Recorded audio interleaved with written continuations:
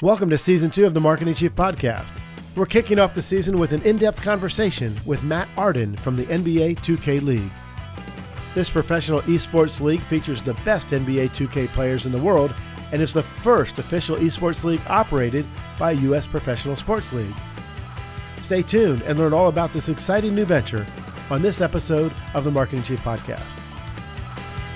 Welcome to the Marketing Chief Podcast. I'm your host, Rob Collins. If you'd like to watch this podcast and not just listen to it, head over to our website at marketingchiefpodcast.com and click on the episodes tab or search for us on YouTube. Today, I'm very pleased to welcome a former colleague, a friend, Matt Arden, head of content and media at the NBA 2K League. Matt, good to see you, buddy. What's up, man? Thank you for having me. It's great to see you. Thank you. Thanks for being here. I want to make sure I got your title right. Head of content and media, correct? Yes, that is what they call me.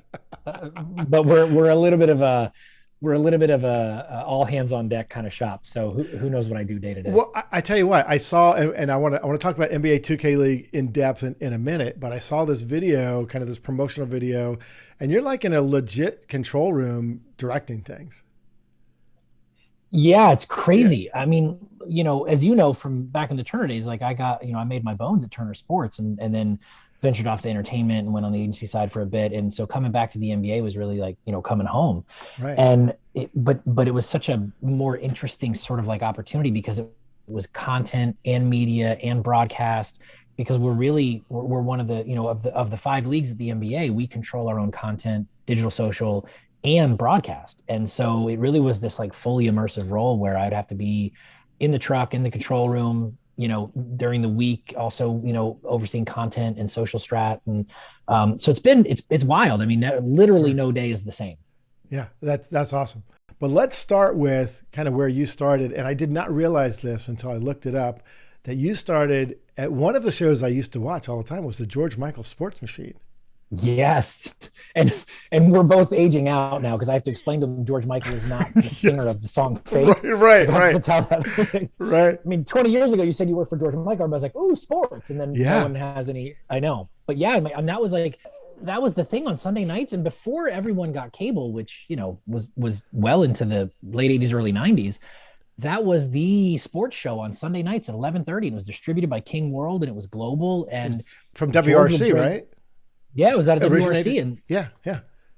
And he was the weekend, or not the weekend, the weekday, nighttime sports anchor there. And then on Sundays he would do the Sports Machine, and it was awesome. And I kind of, sort of finagled my way into an internship and was able to hang on there for like multiple summers. They kept inviting me back, kind of off book, and it was just like the coolest experience. But yeah, that's where I got my start. That's where I sort of learned how to get going in here. But what's interesting is the George Michael Sports Machine back in the day was the highlight show. This is pre-cable. You couldn't get those kind of highlights. In fact, locally, I don't know if you remember Warner Wolf. He's the guy I used to watch, in the DC area. Let's go to the videotape. That's right. That's exactly right. Yeah, but George Michael Sports Machine was super, like you just looked for it. The syndicated program, you just looked for it. He was really the first one. And he gave me the best advice that started my career. And anyone I trust that gives similar advice, I know they're on the right track, and I know how to find my mentor, like my mentors by using this.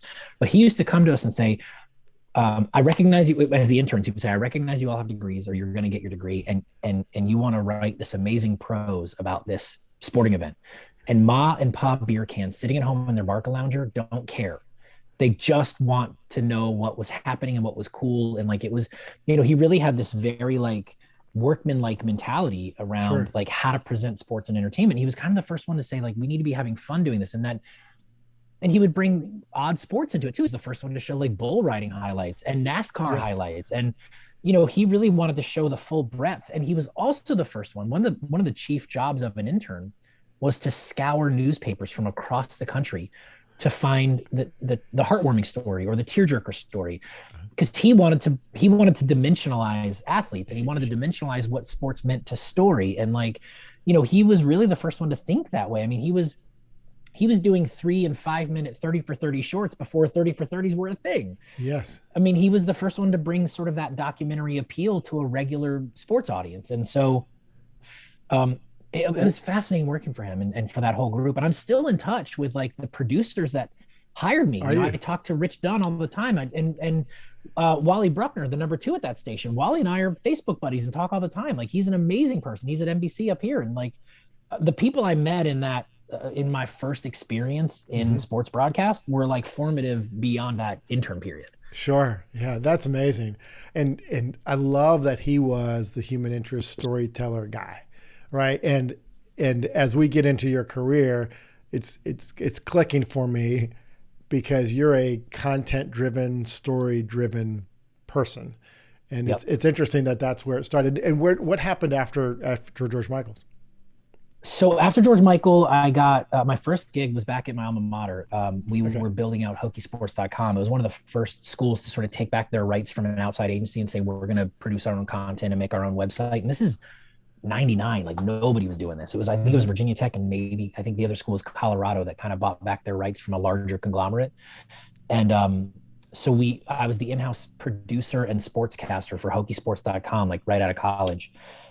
Which led to an amazing opportunity at CNN Sports Illustrated, because I had digital experience in '99, which, you know, very few people with our backgrounds had. And so Right. I got a really cool opportunity to go down to Atlanta to CNNSI.com. And that was what started my Turner journey, which to this day is still like the most important, 11 years of my career, I think.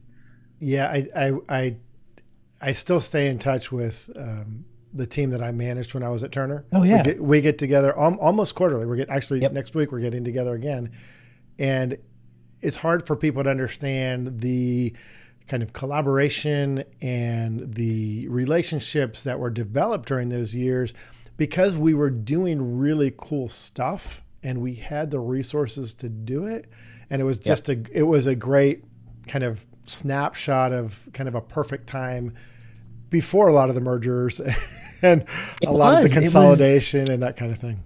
Two things. One, I mean, first of all, it was the leadership teams that we worked for. Like, Oh my gosh.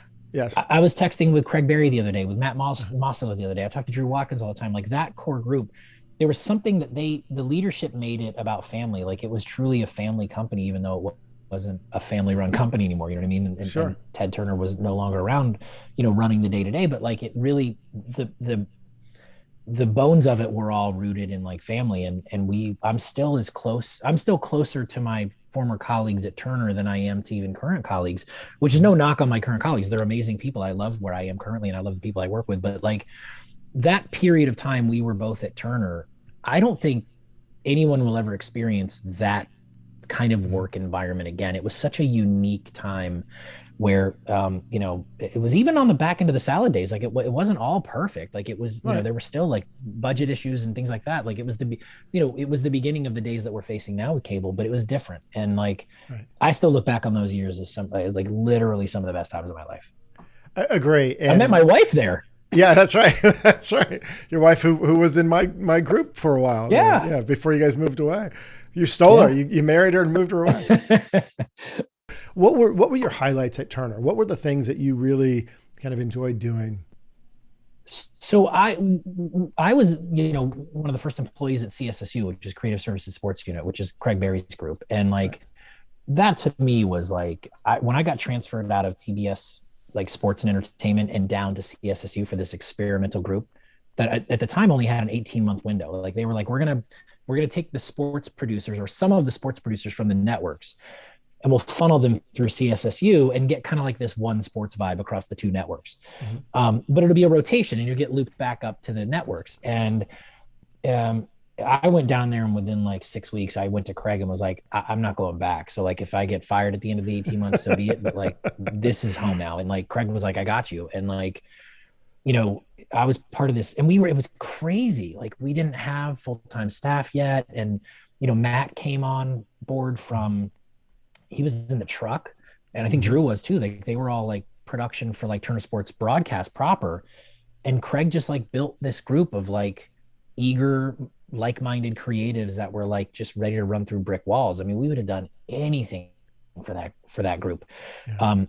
And we got to do the coolest stuff. Like, Craig just would allow us to be creative. And Craig's also like, as a leader and as a mentor for my career, I mean, Craig's just the most creative, insightful, thoughtful, sort of like I mean, you look even at like stuff that's happening at Turner Sports now with the Draymond Green deal, like signing a current player to a broadcast deal, knowing that eventually he'll retire and then transition. And like Draymond's one of the best personalities in the NBA right now. And for Turner Sports to say, let's just get him on board now. Let's make him a part of this story and give him a runway, right? And give him sort of free speech and open reign to be whoever he wants to be.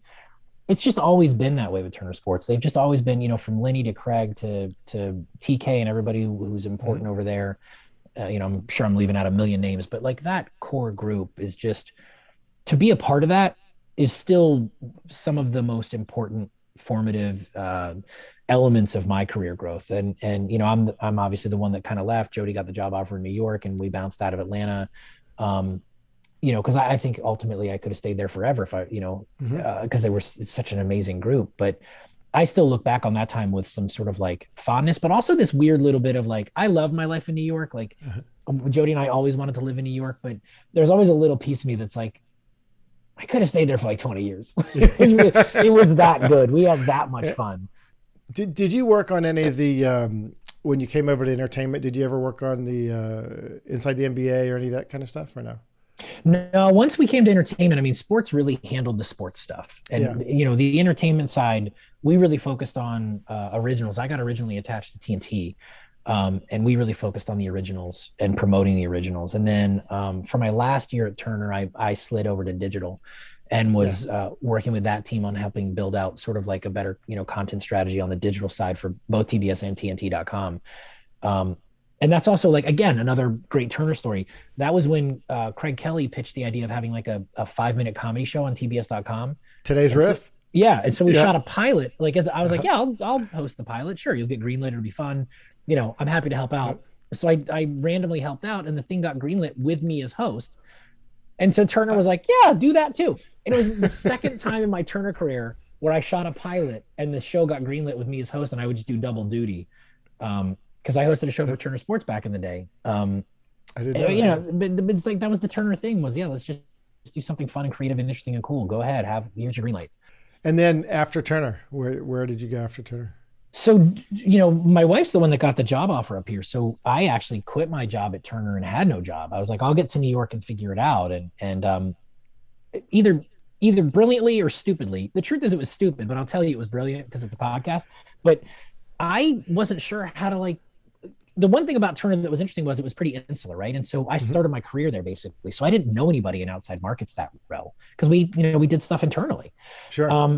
So I didn't have a ton of contacts in New York, and so I wasn't really sure how to break into the market here. So I the stupid / brilliant thing was I just picked 4 companies that I thought I might add value to, but ultimately I would gain like more out of working there than anything else. Like it's sort of like not quite pie in the sky, but pretty close to like, I'd love to work there. And I called the bosses at all those places and literally said, I'm going to be in New York in June or July, whenever it was, hey, if you've got time, I'd love to grab coffee and pick your brain. And I had no plans on being in New York. It was not. Yes, true. Right. Sure. And all 4 companies agreed to like someone meeting me. So I flew to New York for 2 days and just sort of took meetings randomly. Ended up getting really lucky because one of the DPs that we used at Turner Sports was a guy named Scott Duncan. And I sort of followed Scott's like DP career a little bit. And so the companies that he did work with elsewhere, I always thought, well, they've got the same creative vision, we do. That's they clearly like the same people we do. Maybe I'll look at some of the companies that he shoots for, and I'll call some of them. And one of them was Maggievision, which was Maura Mant's company after she left ESPN, and was lucky enough to get a job at Maggievision, like literally on the drive to New York. Jody and I were driving through Virginia. I had just left. We'd stopped at Virginia Tech so I could stop and buy like a sweatshirt to take to New York. Sure. And we had just left Blacksburg, and they called me and basically, offered me the job. And so hit the ground running when I got to New York, was employed by the time I got here, thankfully, super lucky. And I worked at Maggievision for 18 months and got a really unique opportunity after that.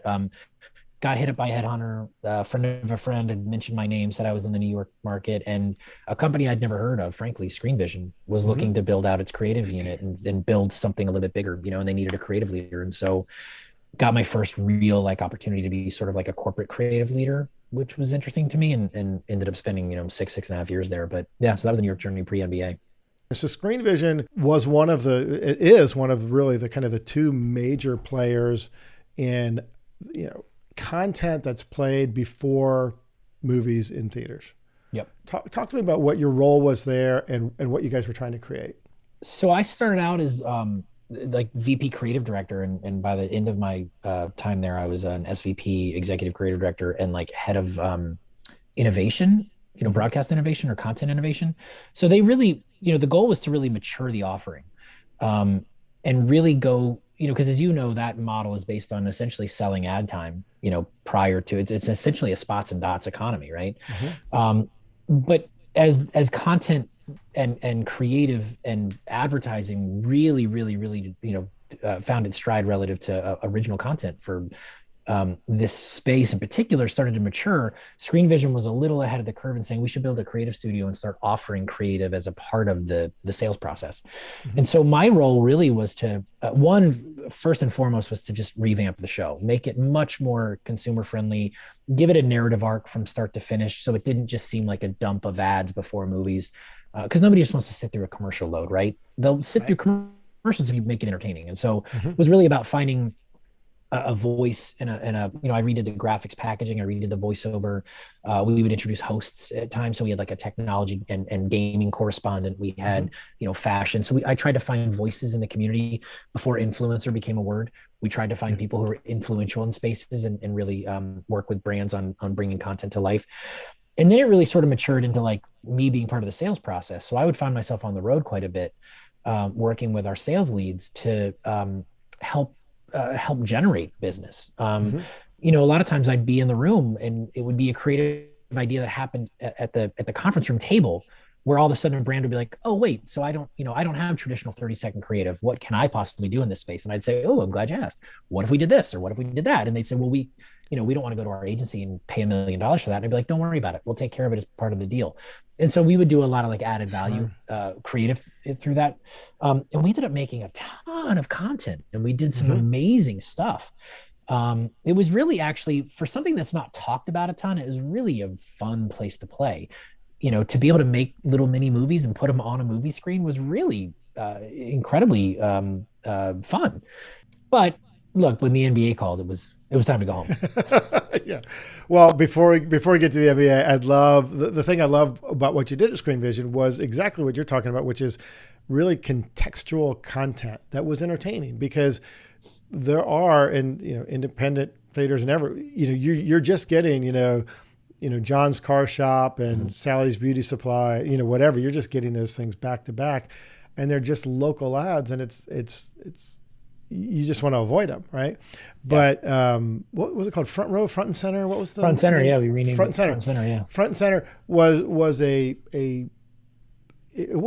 was content that was weaved together. So when there were brand integrations that made a lot of sense, and I think that goes back to the content and the storytelling, which I think you've been so good at throughout your career, and it's kind of been a hallmark, I think, of your work.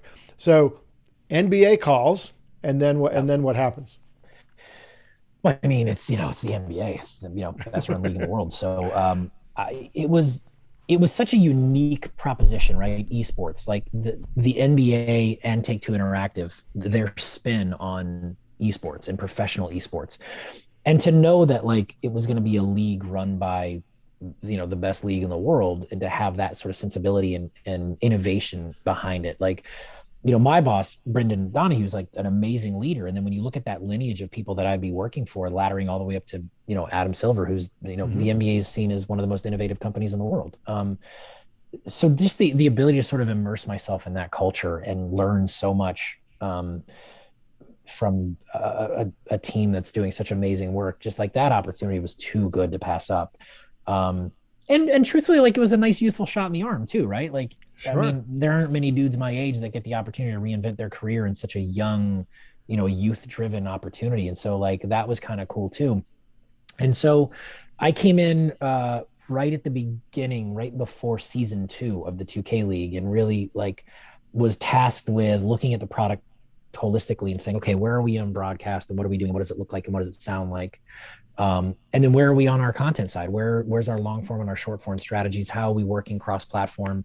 Are we being too monolithic? Do we need to create content unique to individual platforms? And really sort of like putting some context to how we were going to approach the marketplace moving out of season one. Because like season one, they almost quite literally were building the plane as they were flying it. I mean, when you look at the time from when the NBA announced they were going to do an esports league to the first tip-off in the first season, I think it was like 16 months, which is insane. Yes. They went from, what we should do, to like first tip-off with 17 teams in the league within like 16 months. So they were absolutely flying through it. And so I got to come in with a little bit of benefit of like watching it from afar and having a little bit, 30,000 foot view of it without being, in the soup. So it allowed me to move a little bit quicker and sort of like come up with some stuff pretty quickly and position the team to be able to move and act really quickly. And that got us to season 2, which was, I only had about a 2.5 month window before I was immersed in my first season. Which you sort of, once the season starts, you basically fall into like a time warp and you get spit out at the end of the season and go, where am I? What did we do? Right. Yeah. So I needed a full year to just get my like footing. But it's been like the coolest place, like the best leadership team. And, I get to work with some really, really, really smart people who've taught me a ton. It's been a joy. So for people not familiar with esports or familiar with the NBA 2K League, explain how it works. Explain how the teams get chosen or created, and what's the benefit for a casual fan of the NBA. What's interesting about the product? So it's dial it back all the way. It's a joint venture between the NBA and Take-Two Interactive, which is the maker of the game 2K. And those two companies are obviously tied at the hip relative to that product. So sure. It's a joint venture between the two, and it's full 5-on-5 digital basketball. So it's 5 human beings playing as 5 digital characters in the game against 5 doing the same. They don't play as the archetypes from the NBA model. So the Lakers aren't the Lakers. The Lakers team is actually the 5 individuals that got drafted by Lakers Gaming, and they play as themselves. And so there's 24 teams in the league, 22 of which come from traditional NBA franchises. The other 2 are international teams. So Gen G Tigers of Shanghai, which Gen G is a traditional esports outfit based in Seoul, but that team is meant to be rooted in Shanghai. And then Dukes Gaming, which will be a team in Mexico. And Dukes is actually a Spanish esports outfit, but we're going to house that team in Mexico. And so you can see sort of the strategy just right there in its own, right? Like the goal is to grow globally, and it's happening quicker than we would get all 30 teams from the NBA to participate. And then the goal there is to create a season and a tournament structure that gives competitive gameplay and regular competitive gameplay. And so our season is, roughly somewhere usually around the 1st of April, give or take, until the end of August. There are 4 major tournaments. Oh yeah, it's a real basketball season. Yeah. There are 4 major tournaments with a pretty significant prize pool attached to that. They're also, salaried, esports athletes as well. But then there's this additional pool they get to play for, which is, in the millions. And we salaried esport. I mean, this is this is their career. Amazing. Yeah. Wow. Yeah. And they play 5-on-5 basketball, and it's awesome. And this year we've actually introduced the 3v3 basketball as well. So we'll have both 5v5 and 3v3 tournaments, which is really unique. And the people I work for are so bright. And it was just such a really cool move, because that's an actual opportunity to talk to the like hardcore game players of 2K, because they play a lot of 3v3, what they call pro-am. And it really speaks to that pro-am community and says, hey, there's a model in our league that also, is what you're used to playing. And so, because the 5v5 players are just like the elite of the elite, players. And it's like, I don't even know what the percentage is, but it's probably the top 0.5% of like 2K players can play. The basketball IQ to play 5v5 digital hoops is insane. Like, these are real basketball players. So 3v3 is a little bit, it sort of opens up the the opportunity to play and the opportunity to try out for the league and feel like you've got a model there too. So that's a really cool thing we've started this year that I can't wait to see on the court when the season starts.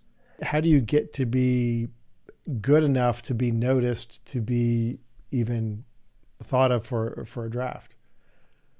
Well, with 2K, it's a little different, but there's these pro-am circuits. So really good competitive players that play the game will start falling into like communities that want to play a little bit more often and probably play at a much higher level. And so you can just a sort of a grassroots methodology to like getting better at the game. And you meet people online, you get, you see the similar faces that you play against regularly. And then you may go the pro-am route, which there are these, loose affiliations of pro-am teams out there that actually play for money and, have, careers doing that. And so we sort of take notice of the community as well. And so names will start to bubble up through that process. And then we also host a combine where there's a period where players can opt in to a game mode that is a 2K League combine. And we can monitor their progress through that as well and start to generate stats and start to recognize who's climbing leaderboards and who's really establishing themselves as like the best of the best. So I guess not that dissimilar from college in that there's a way to play and showcase your skill for the next level. And then from there, we've got, scouts and people who pay attention to the marketplace and look for names and recognize stats. And we have a league operations department that's got their finger on the pulse of everything happening at that level. And through that process, we then have a draft, and the teams and the GMs of those teams then come prepared on draft night. They know the names, they know the people that they're looking for. They've been paying attention to the community as well, and they know who they want on their team. And so we have an official draft, and it's because of COVID, it hasn't been in person, obviously, for a couple of years. But yeah, I mean, the last draft we had in person was before season 3, which was Terminal 5. It was, we had 1,000 people in the room and full live broadcast and the whole deal. And live broadcast where? So we typically broadcast in North America. Twitch is our primary broadcast partner, and YouTube. Okay. We have had some linear deals here too, like the first COVID season 3 was on ESPN2 for 28 nights. And then we have a bunch of international distribution, digitally and some linear in Europe and Southeast Asia, places like that. So when a team sponsors an esports team, so the Lakers sponsor a team, you said that they don't use, the Lakers name or, like player likenesses, that kind of stuff. How does that franchise then benefit from being a participant, and what resources do they put against it to make it come together? So there's tons of opportunities, and it's similar to the W or the G. So any franchise that has a W team or a G team, similar thing. The 2K League, it's another lever you can pull at the NBA to have opportunities. There's sponsorship opportunities. There's local and regional, and court signage, jersey patches, the whole deal. Everything you would find in traditional sports happens in esports as well. So it's that business model really isn't that different from any other sport you would find. They do all the same, have all the same bells and whistles. And the only caveat is that they don't play as the Lakers. So Lakers Gaming, which the naming convention's a little bit different, but Lakers Gaming, again, drafts 5 players that play as themselves. And then we on the league side, our goal is to generate content and energy around those individuals, just as the NBA does, to build celebrity around, those players. And so we're really invested in growing the careers of the athletes that are on our court. And that's sort of a unique distinction that we really sort of lean into. And to see some of these players develop, we've got some players now that have huge followings on YouTube and Twitch, and will often play other games in our off season, and have become role models and mentors to young kids all around the globe, really. And that honestly, I mean, I know it sounds sort of trite, but that's really what's so amazing about it, is it really is this amazing community of people that are looking to find ways to bring their stories to life. And the fact that we can sort of like come in over the top and help bring those stories to life and put sort of a professional lens on it has been incredibly rewarding. One of the best things that we've done very early on in my time in joining, I said, we need to know who these draft picks are in advance of draft. So we started a really wait. You're going to do a human interest storytelling like you learned at George Michael? Yeah, imagine that. Okay. So like day one, we started a documentary series called Draft Hopefuls, and low lift, not trying to reinvent the wheel, but going and telling short form documentaries of who these people are. Because they're people, right? And if we see them as esports players, we see them as like this sort of an archetype of like a person that sits in their basement playing video games, right? And they're these three-dimensional humans that have dreams, and they're really unique individuals. And then we started another documentary series called Locked In, which we were lucky enough to have AT&T come in and sponsor. And then we really got into the deeper storytelling. Like there are athletes in our league that are artists, that are musicians, that are just these really incredible stories that really make you want to root for them. You know what I mean? And I think that to your original question was, what's the benefit to the NBA fan? I think it's just finding a new outlet to be inspired, a new way of looking at playing basketball. We're not trying to replace traditional basketball. It's dope as hell. Like that's awesome. Right. NBA is great. We're just another outlet for basketball fans to appreciate, a different form of the game. That's it's so interesting, and the fact you're producing all that content behind the scenes, long form, short form. Yeah. You're producing events and games, right? So what does that look like when you guys broadcast a game? You've got 10 players in 10 different locations, right? Yeah. They're not ever together, are they? I mean, they are outside of COVID. I mean, we're really looking to get back to, in-person gameplay. I think what we learned in COVID is that remote allowed us to be a little bit more global and a little bit more responsive to players that may not be within a certain region. So we will continue to do remote gameplay, but the goal is to get back to our live product, which is the best live esports product in the world. These players sit at one of the guys I work with, TJ Canty, was one of the amazing minds that helped think about how the arena would look when we do live gameplay. And he was the one that said we ought to put him at center court, make them play in the round facing each other. They should talk, and they do. They sit in real tight quarters facing each other in the round, and the trash talk is amazing.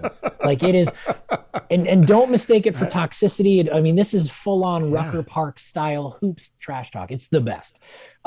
And they get into it, man. I mean, they're up screaming and pointing and, stomping. And we've got these specialized chairs, and they echo when you bang them. And the players, of course, figured that on in minute one.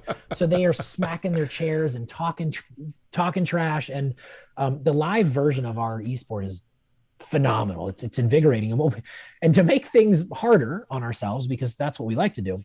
Sure. Is during our finals in Dallas, this past the playoffs and finals, which we held live in Dallas last summer, we were like, let's put two stages next to each other. So the broadcast, let me explain to you really quickly how meta the broadcast has become. Not only do we have the physical people that we have to monitor, our players, right? That's broadcast sort of pillar one. Right. Then there's this other meta of the digital basketball game that they're controlling. So you got to dive into that meta. That's two. Now there's a third when it comes to digital esports broadcasting, because Twitch is such a huge component of what we do. There's a live chat, and the fans are constantly communicating with and at us.